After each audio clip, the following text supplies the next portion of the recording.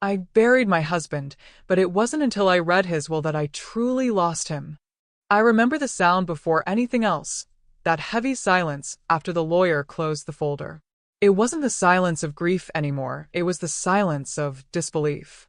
My husband had been gone for only 2 weeks, and there I was, sitting in that small, cold office, surrounded by people who claimed to care. The lawyer cleared his throat and said, "According to Mr. Miller's will." My heart pounded. I'd been married to that man for 43 years. I thought I knew every corner of his soul. But when he said the name, to bequeath the Miller estate to Ms. Evelyn Hart, my world stopped. Evelyn Hart?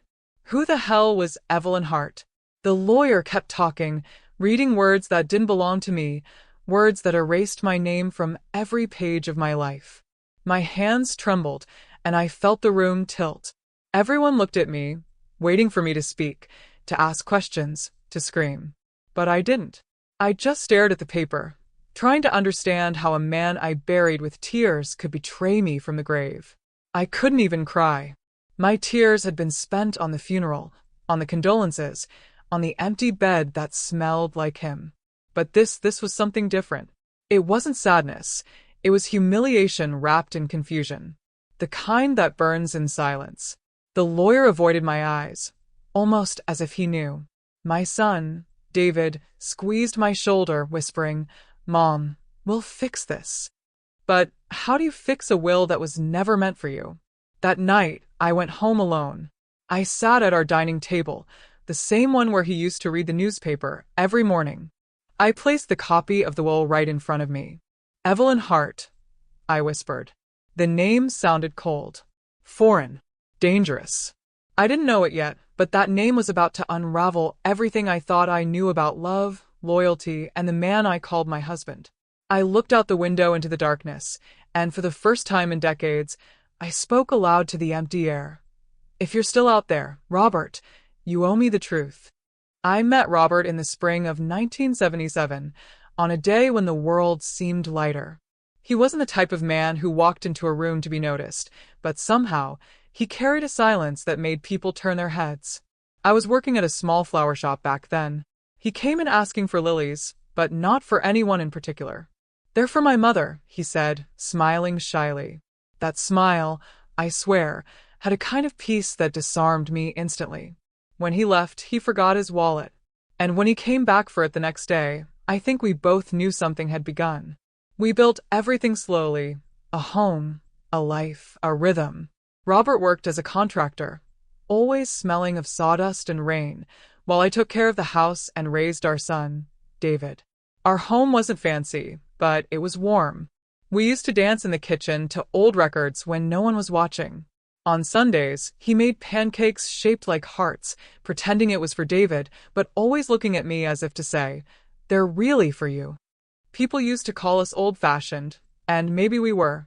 But we were happy. We didn't have wealth, but we had peace. And peace, I thought, was the rarest form of fortune. Robert was the kind of man who fixed things before they broke, who left notes on the fridge saying, "Back in an hour, love you." He didn't talk much, but when he did, his words carried weight. I trusted him with my whole being. You don't question someone who shares your silence so easily, who knows how you take your coffee, or when to hold you, without saying a word. Years passed like pages turning quietly in a book we both wrote together. When David grew up and left for college, Robert and I entered a new rhythm, slower, softer. We traveled sometimes, mostly small trips to the countryside, where he'd take photos of birds and sunsets. He said they reminded him of me. I laughed, saying he was becoming sentimental with age. Maybe, he'd answer, or maybe I just learned what really matters. But even then, there were moments, small, fleeting, when I felt something in him shift. Late-night calls he didn't explain. Letters he hid inside drawers. I told myself it was nothing, that after decades together, a little distance was normal. Love, I believed, didn't always need to understand. Sometimes it just needed to trust. That's the lie I told myself. And it was the lie that would later tear my world apart. The truth is, Robert wasn't perfect. He carried secrets in his eyes that I never dared to question. But who really knows their spouse completely? I thought loyalty came with time, that years of shared mornings and winter nights made two people one.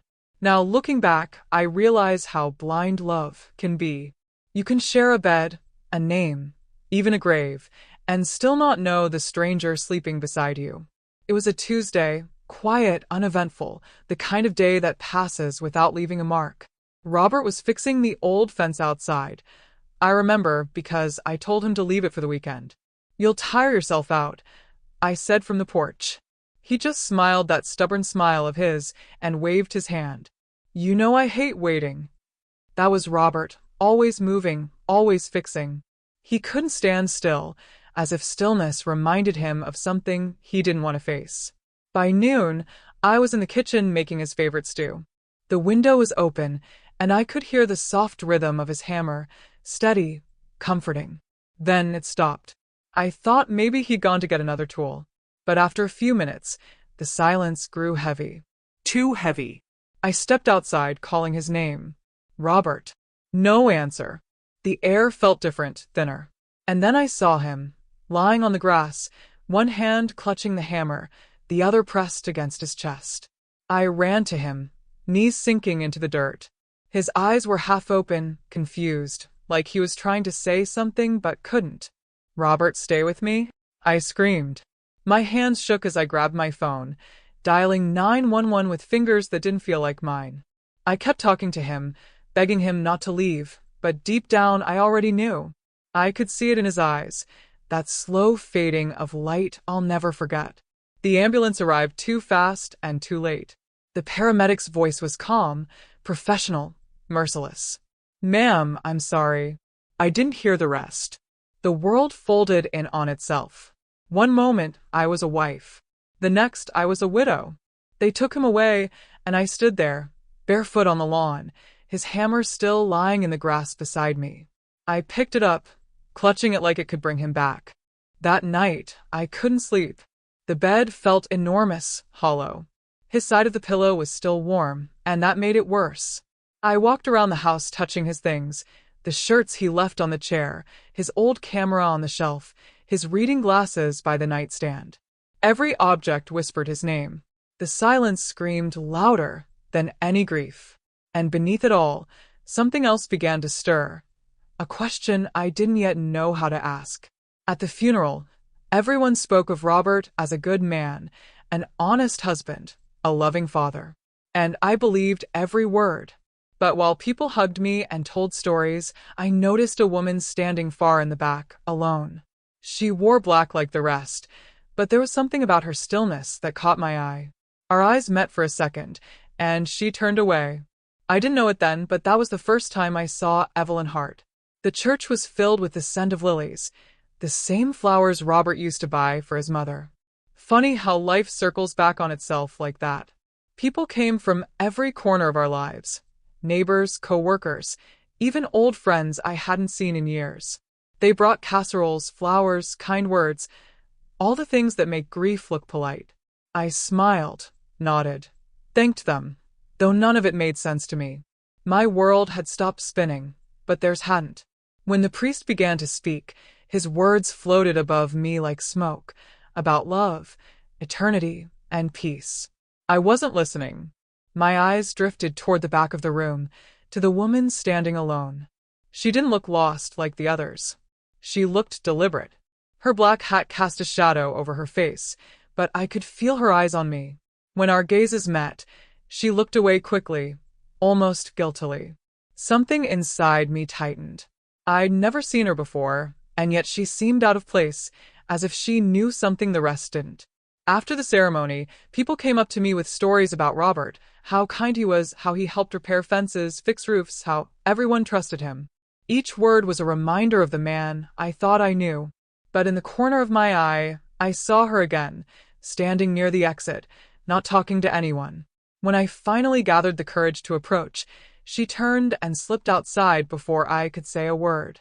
I stepped out into the sunlight, calling after her. "Excuse me, miss," but she was already walking down the path toward the parking lot. I noticed her car, a small silver sedan with a dent on the left side.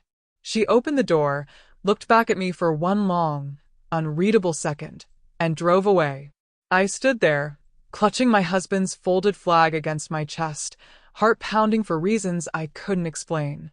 That night, her image wouldn't leave my mind. The black hat, the quiet stare, the way she disappeared before I could ask her name. I told myself it was nothing, just someone from Robert's work, maybe a client. But a seed had been planted, small but alive. I didn't know it yet, but that seed would grow into a truth I wasn't ready to face. Sometimes grief makes you imagine ghosts. Other times, it helps you see the ones that were there all along. Grief has a strange way of rearranging silence. In the days after the funeral, the house felt different, like it was holding its breath. Every corner, every object seemed to whisper something I couldn't quite hear. I tried to keep busy, washing dishes that were already clean, folding clothes that no one would wear again. But it didn't help. His absence filled every room louder than his presence ever had. On the third night, I couldn't sleep. The clock in the hallway ticked too loudly, marking the hours I wasn't living. I got up, wrapped myself in his robe, and walked through the house barefoot. It smelled like him, a mix of cedarwood and rain. When I reached his office, I hesitated. Robert had always been private about that room. He said it was where he kept his work files, invoices, contracts. I never questioned it. Love makes you respect closed doors. Until the day you can't anymore. I turned the doorknob slowly. The air inside was stale, untouched since he died. Papers were stacked neatly on the desk, pens lined in perfect rows. For a moment, it looked ordinary. But then I noticed a drawer slightly open, just an inch. I pulled it out and found an envelope tucked inside, yellowed and worn, with no address. My heart skipped when I saw the handwriting. It wasn't his. The letters were soft, curved, and signed at the bottom. Evelyn. I froze. I sat down, holding the envelope like it was alive. I told myself not to read it, that it was probably old, harmless. But curiosity has its own gravity. When I opened it, the smell of faded perfume escaped, and my world tilted again. The first line read, "Robert, I miss the way you used to look at me when no one else was around." My stomach turned cold. My hands shook. I couldn't read the rest. I folded it back quickly, as if closing it could undo what I'd seen. I stayed there for a long time, staring at the desk that suddenly felt foreign. Every object, his watch, his pen, even the family photo looked like evidence now. I wanted to scream, but the sound died in my throat. It wasn't just betrayal I felt, it was confusion. Who was she? How long had she been there, living between the lines of our marriage? When I finally stood up, I caught my reflection in the window, pale, hollow, and older than I'd ever looked before. "Who are you, Robert?" I whispered. The house didn't answer, but in the silence, I swear I heard something shift. A drawer creaked. A photo frame tilted, as if the house itself wanted me to keep looking. I spent the whole night staring at that envelope, afraid of it. It sat on the table like a loaded gun, small and silent, but full of power. I made coffee I didn't drink, watched the sky turn from black to gray, and by dawn, I knew I couldn't ignore it anymore. I took a deep breath, sat by the window where Robert used to read the newspaper, and unfolded the letter with trembling hands. The paper crackled softly, the sound of a secret waking up. "Robert," it began, "I know you said this would be the last time, but I can't pretend you never existed in my life. Every time I drive past the lake house, I think of you. You said it was ours, remember? You said someday it would all make sense." My eyes blurred, the words slipping away through tears I hadn't meant to cry. A lake house? We never had a lake house. At least, I thought we didn't. The letter went on. "I don't want your money. I just want you to keep your promise. You said when the time comes, she'll understand. But it's hard to believe that when she doesn't even know I exist." The paper trembled in my hands. She. That was me. I was the one who wasn't supposed to know. The woman who'd built a life around half a truth. I reread it over and over, searching for a misunderstanding, a clue, anything that could explain it away. Maybe she was a relative, someone he helped. But no, the words were too intimate, the tone too personal. Yours always, Evelyn.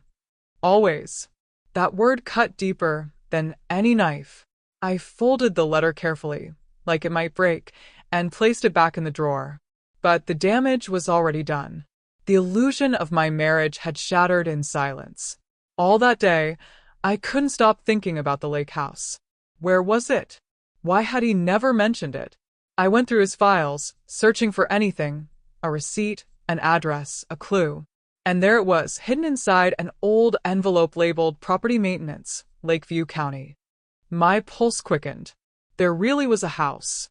And it wasn't ours.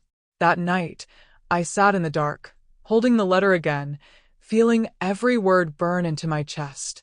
I wasn't sure what hurt more, the betrayal, or the fact that he'd planned it so carefully, knowing I'd find it only when he was gone. Somewhere out there was a house, another life, another truth, and I was done being the woman left in the dark. 2 days later, I found myself driving down a road I didn't recognize, guided by nothing but an address scribbled in Robert's handwriting. Lakeview County. I'd never been there before, but the name sounded almost poetic, the kind of place where secrets could hide for years without being found. The drive was long, about 3 hours through narrow, winding roads lined with tall pine trees. The air grew colder the closer I got, as if the world itself was holding its breath. When I finally saw the lake, it was breathtaking, a sheet of glass reflecting the gray sky, still and perfect. On its edge stood a small cabin, weathered but well-kept. A blue mailbox sat by the gate, and on it, written in neat black letters, was the name, E. Hart. My stomach turned. So it was true. Evelyn wasn't just a name in a letter. She was real, and she had a place Robert called ours. I parked a few meters away and just sat there, staring. My heart pounded like I was about to commit a crime. The house looked quiet, but lived in. Curtains drawn, a few flower pots on the porch. I wondered if she was there, if she'd open the door and recognize me. What would I even say? Hi, I'm the wife. The thought made me sick. Still, something pulled me out of the car. My shoes crunched on the gravel as I walked up the path. Every step felt heavier. When I reached the porch, I hesitated, then knocked. No answer. I knocked again, louder this time. Silence. I tried the handle. It turned. The door creaked open, revealing a room that smelled faintly of lavender and dust. My pulse roared in my ears as I stepped inside. The place was simple, a fireplace, a small couch, and pictures on the walls. I moved closer, and my breath caught. There he was, Robert, smiling in a photo beside a woman I'd never met. Her hand rested on his arm, her head tilted toward him with affection that was too intimate to be mistaken. Evelyn Hart. She was younger than me, maybe by 15 years. Pretty but not extraordinary. Just alive. I stumbled back, pressing a hand to my mouth. It wasn't just a fling. This was a life. A parallel existence he'd built while looking me in the eyes every morning. I wanted to hate her, but all I felt was a deep, dizzying sense of betrayal, not just from him, but from myself, for never seeing it. I sank into a chair, shaking, and whispered to the empty room. Why Robert? Why her? As I looked around, I noticed something else, a photo frame on the shelf, facing backward. I turned it over. It was a picture of Robert, Evelyn, and a little girl. My hands went cold. The child couldn't have been more than 10. On the back of the photo, written in Robert's handwriting, were 3 words that broke me completely. My second chance. For a long time, I couldn't move. That photograph froze me. The girl's smile was soft, the kind that comes from trust, from safety. Her eyes, those eyes, were Robert's. The same hazel color that used to meet mine across the breakfast table. My breath came shallow, as if my body refused to accept what my mind already knew. I sat there, the frame cold in my hands, staring at the truth that no letter could have prepared me for. I thought of all those years, our anniversaries, our vacations, every late meeting and business trip. How many of those were lies? How many birthdays did he spend here, with them? My heart broke not just for me, but for the woman and the child who'd been living a story parallel to mine. Did she know about me? Did the little girl ever wonder why her father disappeared some weekends? I searched the house, desperate for answers. In a drawer by the nightstand, I found a box filled with drawings, crayon sketches of a man and a little girl by the lake, hand in hand. Daddy, one said in shaky letters. Beneath it, a birthday card. To Daddy from Lily. Lily. Her name was Lily. The word felt heavy in my chest, both innocent and unbearable. Robert had a daughter. My husband had a child I never knew existed. I wanted to hate him, to curse his name, to tear every photo apart. But when I looked again at the drawings, something inside me softened against my will. That little girl wasn't the enemy. She was a child, his child. And now that he was gone, she was part of the legacy he left behind. I didn't know whether to cry or to scream. Maybe both. I sat on the porch until the sun began to set, the lake shimmering gold under the dying light. Somewhere between the sound of the wind and the rippling water, I felt him, not the man I buried, but the man who lived 2 lives and loved 2 families. For the first time, I wondered if the will I'd found was less a betrayal and more an apology. By the next morning, the sadness had hardened into something else, resolve. I couldn't sit in that house surrounded by ghosts any longer. I needed answers, not sympathy. The next day, I put on my black coat, tied my hair back, and drove straight to the lawyer's office, the same place where I'd first heard Evelyn Hart's name. The secretary looked surprised to see me, but I didn't care. I need to speak with Mr. Collins, I said, voice steady, though my hands were trembling inside my pockets. He came out after a few minutes, the same polite man with graying hair and a careful smile. Mrs. Miller, I wasn't expecting you. Clearly, I replied. I wasn't expecting to be left out of my husband's will either. His smile faded. He gestured toward his office, and I followed him in, closing the door behind me. The room smelled faintly of leather and ink, cold, professional, detached. I sat down, placing my purse on my lap like armor. I need to know who Evelyn Hart is, I said flatly, and why her name is in my husband's will instead of mine. Collins sighed, rubbing the bridge of his nose. Mrs. Miller, this isn't easy to explain. Try, I said. He opened a folder, one I recognized, the same one from the day of the reading. Your husband came to me 3 months before his passing, he began. He seemed troubled. He said there were things in his past that needed closure, and that he wanted to make sure everyone he cared about was taken care of. He changed the will on his own accord. Everyone he cared about, I repeated, bitterness in my mouth. Does that include the woman and the child he never told me about? Collins looked down, guilt flickering in his eyes. That was all the confirmation I needed. So it's true, I whispered. He slid a document across the table. He asked that part of his estate, specifically the Lakeview property, go to Evelyn Hart and her daughter Lily. The rest was to remain with you and your son. But he hesitated. He also left a sealed letter, meant for you, to be delivered only if you came back to ask for the truth. I stared at him, heart pounding. You have it. He nodded, reached into a drawer, and handed me a brown envelope sealed with wax. My name was written across it in Robert's handwriting. Helen. Just that, my name, simple and heavy. I took it in silence, fingers tracing the familiar loops of his writing. The room felt smaller, the air heavier. He wanted you to have this, Collins said softly. He said it would explain everything. I left without another word, the letter burning like fire in my hands. For the first time, I realized the truth wasn't something I wanted, it was something I needed to survive. I sat in my car outside the lawyer's office for nearly an hour, staring at the envelope. My name written in his handwriting looked like a ghost, familiar, yet distant. Part of me didn't want to open it. What if the words inside destroyed whatever pieces of love I still had left for him? But another part of me, the one that couldn't live with half-truths anymore, whispered, "You deserve to know."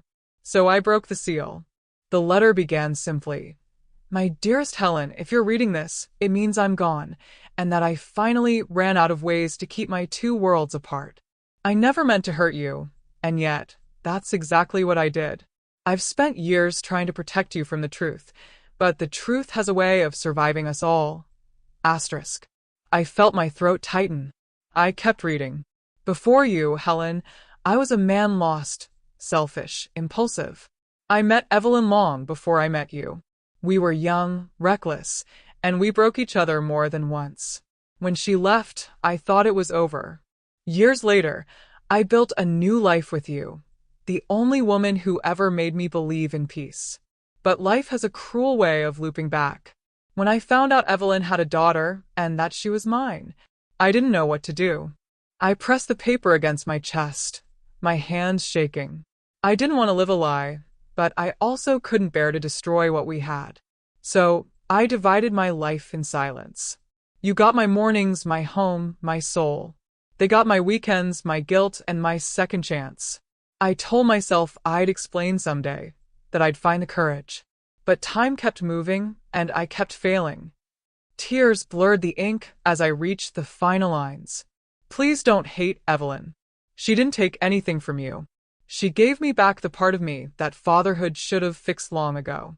Lily is innocent in all of this. If there's any goodness left in me, it's in her. I changed the will not to replace you, Helen, but to make peace with what I'd broken. You were my heart. She was my redemption. I hope, somehow, you can forgive me. Robert. The paper slipped from my hands, falling onto the passenger seat. I leaned back, breathless, feeling both crushed and strangely hollow. The man I loved had died twice, once in the yard, and once in that letter. And yet, as I read his words again and again, a strange calm began to settle. He had loved me. He had loved her. And in his flawed, human way, he had loved them both. For the first time, I realized forgiveness isn't a gift for the dead. It's a release for the living. For days, I couldn't eat, sleep, or think without hearing his voice in that letter. Every word echoed in my chest like a confession I never asked for. The betrayal still burned, but now it had a face, a reason, a history. That made it worse, and somehow better. I knew the truth now. And the truth has a strange way of breaking you open and freeing you at the same time. I'd sit in the kitchen staring at the letter, half wanting to tear it apart, half wanting to frame it. Anger felt safe, sharp, clean, familiar. But grace was complicated. Grace meant accepting that the man who'd hurt me hadn't done it out of malice, but weakness. And weakness, I realized, was something every human carried. Still, every time I thought of Evelyn, of Lily, of the house by the lake, something inside me twisted. They were living a life built on my silence. Didn't they deserve to see the cost of it? David noticed the change in me. "Mom," he said one evening, "you're quieter than usual." I smiled faintly. "I'm thinking." He frowned. "About Dad?" I nodded. About who he really was. He didn't ask more. Maybe he didn't want to know. But I could see the same doubt starting to creep into his eyes. Should I tell him? Should I destroy the image of his father to save him from the same lie that blinded me? That night, I took a walk through the garden Robert had planted years ago. The roses were dry, the soil cracked, but the roots still held strong. I knelt down and touched the earth, feeling the pulse of something that refused to die. Maybe love was like that, imperfect, buried, but stubborn enough to survive its own destruction. By morning, I knew what I had to do. I packed the letter, the photograph, and the address of the lake house into my bag. I didn't know what I was looking for, closure, confrontation, or maybe just peace. But one thing was certain. I couldn't move on until I looked that woman in the eye and asked the one question that haunted me since the funeral. Did she love him too? The lake looked different that morning. Calmer, colder. I parked the car by the same blue mailbox that once felt like a knife to the chest. This time, though, I wasn't trembling. I was done being afraid of ghosts. I walked up to the porch and knocked just once. The sound echoed softly, and after a long pause, the door opened. Evelyn stood there. No hat this time. No mystery. Just a woman, tired, older than I remembered from the funeral, but still carrying that quiet grace. Her eyes widened when she saw me. "You," she whispered. I nodded. "Me." For a moment, neither of us spoke. Two worlds, face to face, separated by one man who is now dust. "I suppose you should come in," she said finally, stepping aside. The air inside smelled of coffee and pinewood. Lily's laughter echoed faintly from another room, and when I heard it, something inside me cracked. "She doesn't know," Evelyn said quickly. "She thinks her father was a good man." I smiled sadly. He was, and he wasn't. Maybe both. We sat across from each other at the kitchen table, a silence stretching between us like glass. "Why didn't you tell me?" I asked. My voice wasn't angry. It was tired, almost pleading. Evelyn looked down at her hands. "Because he made me promise not to. He said he'd explain one day. But then he didn't." Her eyes glistened. "I never wanted to take anything from you, Helen. I just wanted my daughter to have a father." Her words hit like a truth I wasn't ready for. I saw the guilt written all over her face. Not pride, not arrogance, but pain. We were both victims of the same man's fear. "You loved him," I said softly. She nodded, tears falling. "I did. But I always knew he loved you more. That's why I stayed away." For a moment, the room blurred, and all I could see was two women who loved the same man in different ways. One through vows, the other through forgiveness. I wanted to hate her, but instead, I reached across the table and placed my hand over hers. "We both lost him," I said. "Let's not lose ourselves, too." Evelyn broke down, sobbing silently. And for the first time, I felt something that wasn't anger or grief. It was compassion, raw, unexpected, liberating. The kind that doesn't come from forgetting, but from finally understanding. We sat in silence for what felt like hours. The sound of the wind outside filled the spaces our words couldn't reach. Then, suddenly, a small voice came from the hallway. "Mom." I turned my head, and there she was, Lily. Her presence was like sunlight piercing through a storm. She had the same hazel eyes as Robert, the same half-curious smile. For a moment, I couldn't breathe. Evelyn stood quickly. "Lily, sweetheart, go back to your room." But the girl tilted her head. "Who's that?" she asked, looking straight at me. Her innocence was disarming. I forced a small smile. "Just a friend of your father's." The word father caught in my throat like a shard of glass. Lily's eyes lit up. "You knew him?" I nodded. "Yes," I whispered. "Better than most." She stepped closer, holding a small, worn-out photograph in her hands. Robert and her by the lake, the same picture I'd seen before. "He told me he was going to bring me to meet someone special one day," she said softly. "Was it you?" The room fell silent. Evelyn's lips parted, but no words came out. My chest tightened as I looked at the little girl, this living piece of the man I once loved. She didn't know about the lies, the pain, the betrayal. To her, he was just Daddy. And for a moment, I saw not the wound, but the continuation of love. Innocent, undeserved, yet real. I knelt down, my eyes level with hers. "He loved you very much, Lily," I said, voice trembling. "He talked about you all the time." It wasn't true, not to me, but it needed to be true for her. She smiled, her small fingers gripping the photo. "I miss him." "So do I whispered. Evelyn's eyes met mine, full of tears, gratitude, and relief all at once. Without words, she understood what I had chosen. I wasn't there to destroy what remained of Robert's memory. I was there to make sure the child he left behind carried only the best parts of him. As I left the house that afternoon, Lily waved from the window, her little hand pressing against the glass. The pain in my chest was still there, but lighter. I realized then that some truths don't need to be avenged, they need to be accepted. And in that acceptance, something within me finally began to heal. When I returned home that evening, the house felt different. The same walls, the same furniture, but the silence had changed its tone. It was no longer suffocating, it was gentle, like a sigh after a long cry. I walked through each room slowly, touching the familiar things I once resented for reminding me of him. The coffee mug on the shelf, his jacket still hanging by the door, the photo of us by the garden. Everything was the same, yet nothing was.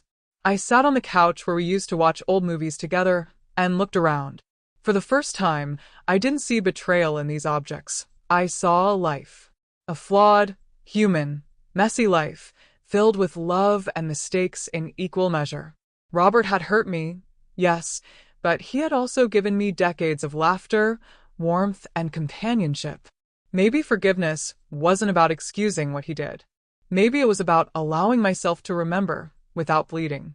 I lit a candle by the window and opened his letter again, reading it under the soft glow. The words didn't sting anymore. They just existed, part of a story I no longer needed to rewrite. Outside, the wind brushed against the curtains, carrying the faint scent of rain. I closed my eyes and whispered, "I forgive you." The moment the words left my lips, something loosened in my chest, like a door opening after years of being locked. David came by later that night. He looked at me, puzzled. "You seem different," he said. I smiled. "Maybe I am." He didn't press. Instead, he sat beside me quietly, and we watched the candle flicker together. I thought about telling him everything, but I didn't. Not yet. Some truths, I realized, belong to the heart alone. When he left, I went to bed and looked at the empty space beside me. For the first time since Robert died, it didn't hurt. It just felt peaceful. The kind of peace that comes when you stop fighting with the past and start living again. A week passed before I could bring myself to open his office again. The air still carried the faint scent of sawdust and paper, and for the first time, it didn't hurt. It felt like stepping into a memory that had stopped trying to wound me. I started organizing his things, not out of duty, but as a way to say goodbye properly. Every drawer I opened held echoes of the man I once knew, receipts, pens, little notes written in his tight handwriting. But then, at the back of a cabinet, something caught my eye. It was a small wooden box, old and carved with tiny initials, H and R. I traced the letters with my fingers. We had it made in our first year of marriage to hold keepsakes, though I hadn't seen it in decades. Inside, wrapped in an envelope yellowed by time, was a folded piece of paper and a tiny silver locket. My name was written on the envelope in his hand again, and beneath it a single line. "For when you're ready." My hands trembled as I opened it. The paper was a photograph, not of us, but of our house under a sunset, taken from the garden. On the back, he had written, "The only place I ever felt at peace." Beneath that, a note in fading ink. "If I'm gone and you ever find this, know that no matter what I did, you were my home." Everything I tried to fix outside of it was just me trying to be worthy of it. I pressed the locket open. Inside, a small photo, the three of us, Robert, David, and me, taken years ago on a beach vacation. I hadn't realized he'd kept it. The sight of it broke me in a way words couldn't. For all his mistakes, he had loved us. Deeply, imperfectly, but truly. Maybe that was all love ever was, a series of attempts to be better than our own flaws. I placed the locket around my neck and looked out the window, where the late afternoon light painted the world in gold. For the first time, I felt something close to gratitude, not for what he did, but for what he left me with. The courage to let go. Some truths don't demand justice. They ask for understanding. And understanding, I learned, is just another word for peace. In the days that followed, peace settled into the house like soft dust, quiet, inevitable, gentle. I moved through my routines with a sense of lightness I hadn't felt in years. Grief no longer lived inside me. It just visited sometimes, like an old friend who knows when to leave. Each morning, I'd sit by the window with my tea, the locket warm against my skin, and watch the world wake up. The pain was still there, but it had changed its shape. It no longer asked for answers, only acceptance. David came by more often. We talked about ordinary things, the garden, the weather, his job. I could tell he was still watching me carefully, afraid that I might fall apart. One evening, as we sat in the garden under the fading light, he asked, "Mom, was Dad who we thought he was?" I looked at him for a long moment, the truth heavy in my throat. Then I smiled softly. "He was who he could be," I said. "That was all." He nodded, perhaps sensing that was enough. Some truths, I realized, don't belong in words. They belong in silence, where they can't hurt anyone anymore.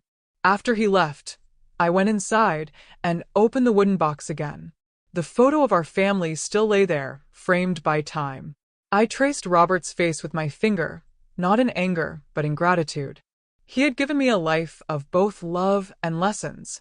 Maybe love isn't measured by how perfect we are to each other, but by how much we grow after the pain. One morning, I decided to drive back to the lake one last time. The water shimmered under the sun, calm and endless. I stood there for a while, breathing deeply, feeling both endings and beginnings in the same air. I tossed a single white lily into the water and whispered, "Rest now, Robert. We're all okay." The flower drifted away slowly, carried by the wind. Neither mine nor hers anymore, but his, finding its own peace. As I turned to leave, I felt lighter than I ever had before. The truth I carried wasn't a burden anymore. It had become part of me, something quiet, sacred, and whole. I didn't tell the world what I found. I didn't need to, because sometimes the greatest act of love isn't to reveal the truth, but to protect it. Years have a way of softening everything, even the sharpest truths. The seasons changed, and with them, so did I. The roses in Robert's garden bloomed again that spring, stronger than before, as if the earth itself had forgiven him too. I often sat on the porch, watching the petals fall and scatter with the wind, realizing that nothing in life is meant to be held forever. Not love, not pain, not even memory. Sometimes I still dream of him. In those dreams, he isn't young or old, guilty or innocent. He's just Robert, smiling, standing by the lake, waiting. I wake up without sadness now. There's a peace that comes when you stop trying to rewrite what's already been lived. The past becomes a story you can finally tell without trembling. Evelyn and I write each other occasionally. Short letters, polite and kind. She sends pictures of Lily. She's growing fast, her eyes brighter with each photo. I don't tell David about them. It's not a secret out of shame, but of mercy. Some bridges are better kept invisible, safe between hearts that understand. The world still spins, quiet and ordinary. I tend to the house, feed the birds, light a candle each evening. When people ask if I ever remarried, I smile and say, "No. I had a love that taught me everything, even how to let go." They don't understand, but they don't need to. Not all love stories end in happily ever after. Some end in peace. And peace, I've learned, is the rarest kind of happy there is. Before going to bed each night, I touch the locket one last time and whisper a silent prayer, not for forgiveness anymore, but for gratitude. Because life, with all its flaws and heartbreaks, still found a way to give me exactly what I needed: the strength to love, to lose, and to live again.